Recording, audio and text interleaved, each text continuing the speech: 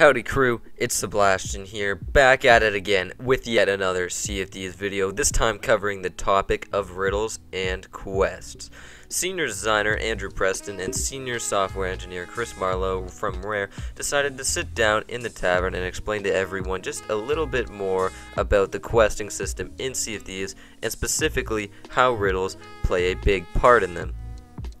The video began by the two discussing a little bit about the origin of riddles in Sea of Thieves and the evolution of how they advanced. Basically, they started off as little step-by-step instructions and clues written on paper to give crews direction.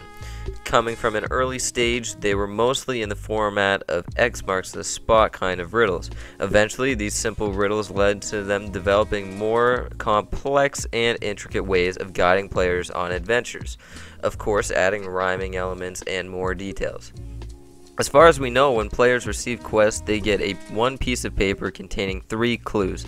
These riddles each force the crew to complete some form of objective before getting the next clue and eventually the treasure. Each time a player unlocks the next part of the riddle, the paper has an incredible bleeding ink effect which then allows the user to access the next rhyme. It's pretty amazing. All the riddles are incredibly well thought out and perfectly fit the atmosphere of Sea of Thieves while still being very unique. This questing system is designed to challenge players and get them to experience everything that the game will have to offer rather than just sailing around. They are meant to afford the player an opportunity to experiment with every mechanic in Sea of Thieves, like instruments and lanterns and anything in your inventory you might not necessarily use very often.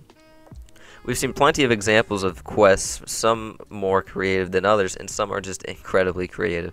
They actually impact the world as well as the quest. Like in the E3 trailer when the players activated this old tomb and everything just fell apart.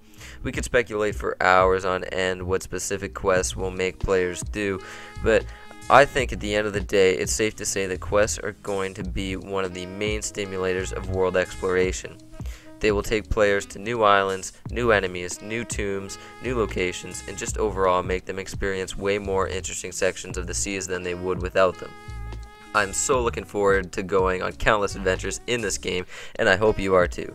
Let me know in the comments down below what kind of quests and riddles you hope to find, and I hope you had a blast. Later. Yes, I like the rhymes.